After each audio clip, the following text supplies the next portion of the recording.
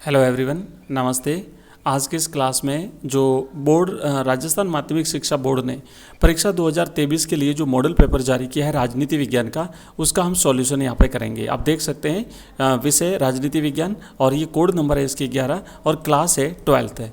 तो ये प्रश्न पत्र योजना आप लोगों ने देख ली होगी और इसके बाद में ये जो अंक बार है वो इस तरीके से रहेगा और क्वेश्चन वाइज। उसके बाद में ये पूरा का पूरा सिलेबस है आपका और ये है इसका ब्लूप्रिंट। ठीक है, इसका अलग से हम वीडियो बना करके समझेंगे। अभी हम सीधा चलते हैं, सॉल्यूशन करेंगे।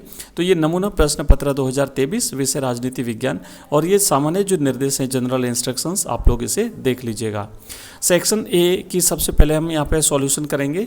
और तो पहला प्रश्न है कि निम्नलिखित प्रश्नों के उत्तर का सही विकल्प चयन कर उत्तर पुस्तिका में लिखिए। तो पहला प्रश्न है कि वर्तमान में गुट निरपेक्ष आंदोलन में कितने सदस्य राष्ट्र हैं। ऑप्शन ए है 117, ऑप्शन बी 116, ऑप्शन सी 120 और ऑप्शन डी 115।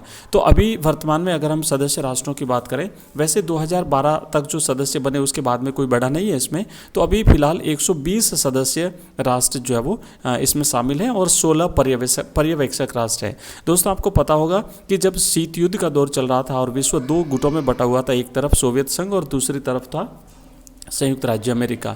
तो उस दौरान जो नव स्वतंत्र राष्ट्र थे उनको इन दोनों गुटों से दूर रखने के लिए इसके जो 5 जो संस्थापक सदस्य राष्ट्र थे उन्होंने गुट निरपेक्ष आंदोलन की शुरुआत करी थी और उसमें से भारत भी एक था।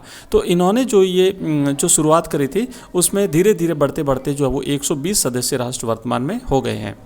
नेक्स्ट है दूसरा प्रश्न, बर्लिन की दीवार खड़ी की गई थी, कब की गई थी आपको बताना है। ऑप्शन ए है 1961, ऑप्शन 2 है 1971, ऑप्शन सी है 1951 और ऑप्शन द है 1981। तो इसका सही जवाब है बर्लिन की दीवार 1961 में खड़ी की गई थी। ऑप्शन अ इसका सही जवाब है। दोनों जो गुट थे, दो ध्रुव थे शीत युद्ध के दौरान, तो उस दौरान जो जर्मनी थी, जर्मनी को दो भागों में विभाजित किया था। एक तरफ पूर्वी जर्मनी जो कि सोवियत संघ के समर्थक थी और एक तरफ थी पश्चिमी जर्मनी जो कि संयुक्त राज्य अमेरिका की समर्थक थी। तो इन दोनों जर्मनी के बीच में एक दीवार खींची गई थी 1961 में और ये एक प्रकार से शीत युद्ध का चरमोत्कर्ष था। और उसी दौरान 1962 में जो है वो क्यूबा मिसाइल संकट भी आता है। तो 1961 में जो है वो बर्लिन की दीवार खड़ी की गई थी, जिसे 1989 में पूर्वी जर्मनी के लोगों द्वारा गिरा दिया गया था। नेक्स्ट है अगला तीसरा प्रश्न है, साफ्टा संबंधित हैं। ऑप्शन एक सार्क से संबंधित है, आसियान से संबंधित है, ओपेक से संबंधित है या फिर यूनेस्को से संबंधित है। ये विश्व के विभिन्न देशों के कुछ अलग अलग प्रकार के संगठन हैं। तो साफ्टा जो है ये एक मुक्त व्यापार समझौता है और ये सार्क देशों से संबंधित है। सार्क का मतलब होता है जो दक्षिण एशियाई राष्ट्र है ना, 7 दक्षिण एशियाई राष्ट्र हैं जिसमें भारत, पाकिस्तान, नेपाल, भूटान, बांग्लादेश, श्रीलंका और म्यांमार।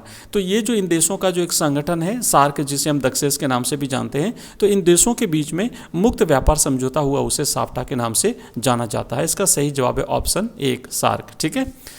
नेक्स्ट अगला प्रश्न है कि किस वर्ष इंदिरा गांधी ने सोवियत संघ के साथ 20 वर्ष के लिए शांति, मित्रता और सहयोग की संधि पर हस्ताक्षर किए थे। दोस्तों, मैं आपको बता दूं कि जो भी क्वेश्चंस हम पढ़ रहे हैं इसी टाइप के ऑब्जेक्टिव क्वेश्चंस हम लाइव क्लास में पढ़ते हैं। रोजाना शाम को 8:30 बजे हमारी लाइव क्लास होती है, यहीं पर इसी चैनल पर होती है। तो आप चैनल को सब्सक्राइब करिएगा और बिल्कुल जो लाइव क्लास है उसे ज्वाइन करना ना भूलिए, क्योंकि इसी टाइप के क्वेश्चन हम रेगुलर करते हैं और आपके बोर्ड एग्जाम्स तक लगातार हमारी क्लासें चलेगी। इसके अलावा अपलोडेड वीडियोज़ आपको हम अवेलेबल कराते हैं और हमारे जो भी वीडियोस हैं उसके अगर आप पीडीएफ चाहते हैं और ऑनलाइन टेस्ट अगर देना चाहते हैं, वीडियो लेक्चर्स आपको वहाँ पे मिलेंगे। तो आप हमारा ऐप डाउनलोड करिए, एजुकेशन राइज नाम से हमारा ऐप है, प्ले स्टोर पर आपको मिल जाएगा।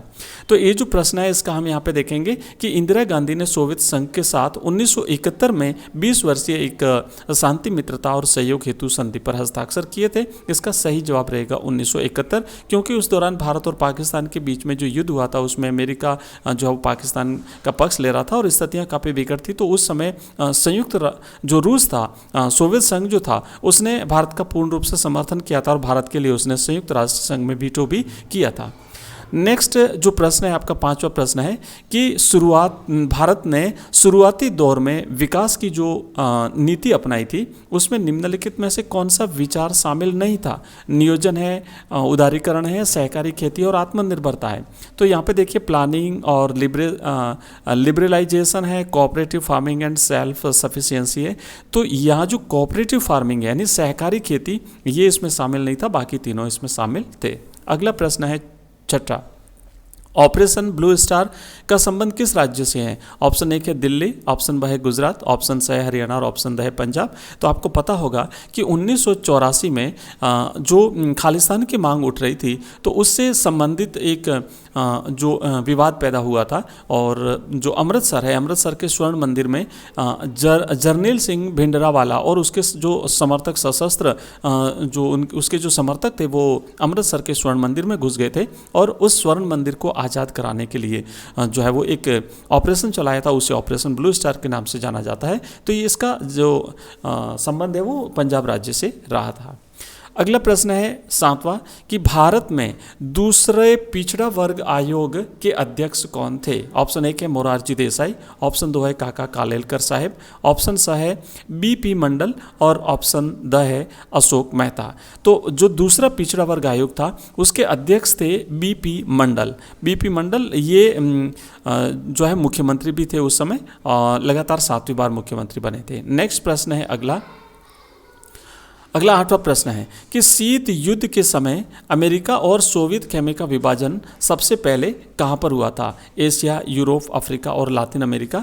तो शीत युद्ध के दौरान दोनों देशों का विभाजन जो है वो स्वाभाविक यूरोप में ही हुआ था, और यूरोप ही जो है वो इन देशों का एक प्रकार से इनके जो भी युद्ध वगैरह हुए थे वो यहीं पर हुए थे। तो इसका सही जवाब रहेगा ऑप्शन ब, यूरोप में। नेक्स्ट है रूस में समाजवादी क्रांति किस वर्ष हुई थी? 1915, 1916, 1917 और 1918। तो इसका सही जवाब रहेगा ऑप्शन 1917। 1917 में समाजवादी क्रांति हुई थी और इसी क्रांति को जो है वो बोल्शेविक क्रांति के नाम से भी जाना जाता है। अगला प्रश्न है नेक्स्ट 10वां कि प्रथम पंचवर्षीय योजना का प्रारूप किस वर्ष जारी हुआ था? तो प्रथम जो पंचवर्षीय योजना भारत ने अपनाई थी, पंचवर्षीय योजनाओं का प्रारूप जो है वो रूस से अपनाया था, और इसका जो प्रारूप जो है वो 1951 में जारी किया गया था। तो सही जवाब रहेगा ऑप्शन द। ठीक है, तो ये जो हमने क्वेश्चंस किए और बाकी के जो क्वेश्चंस हैं वो हम नेक्स्ट वीडियो में लेंगे। अगर आपको वीडियो पसंद आया तो चैनल को सब्सक्राइब करिए, मित्रों के साथ शेयर करिए और वीडियो को लाइक जरूर कर दीजिए। मिलते हैं नेक्स्ट वीडियो में, तब तक के लिए बाय, थैंक यू।